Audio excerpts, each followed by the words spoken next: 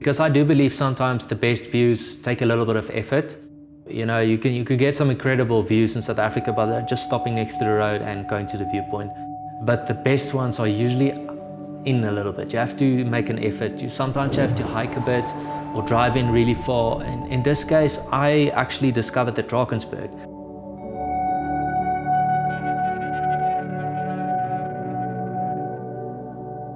It actually started with two Americans coming from the States to travel South Africa. They reached out to me on Instagram because they loved what I was doing, and they said, can I travel with them and show them around? And they're actually really good photographers. So I found it was a great opportunity to learn from like-minded people, get their perspective on South Africa. And I suggested that we go to the Drakensberg, which at that time, the Drakensberg was unknown to me. So I Googled. I literally didn't know where we were going. I Googled best things to do in the Drakensberg, and I found two spots that we wanted to go. And when we got there, basically with those two Americans by my side, I experienced those views for the first time. And I would never forget their reactions, saying, like the one girl, she said, "This is the most beautiful thing I've ever seen." And I was looking and I was like, well, me too.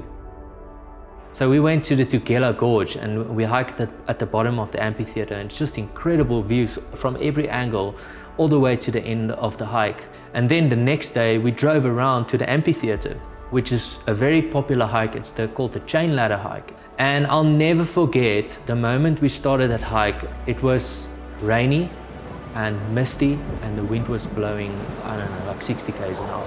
It was quite stressful in the sense that I didn't know the trail, and we started in the dark and it's raining, the wind is blowing and it's misty.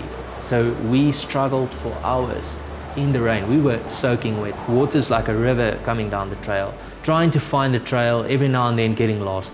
And eventually we got to the point, as you go up, where you basically break through the clouds. All of a sudden it's not raining anymore. And it's just stars. It was incredible. The next moment it was light enough for us to see above. We were through the clouds, it's not raining anymore, and it was just one of the most incredible experiences I've ever had. And when we got to the other side, I was completely blown away by being above the clouds and witnessing the second highest waterfall in the world falling into nothing. It's like something from an animation movie, like Up or something like that. It's just this waterfall falling into forever.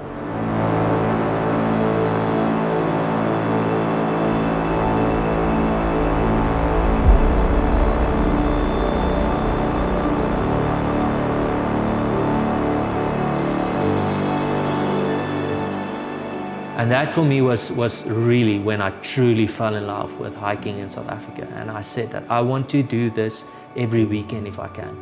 And I actually, after that trip, I started exploring the Drakensberg extensively, up to the point where I would be 5-6 times a year, just going all different kinds of routes, trying to find more beautiful spots.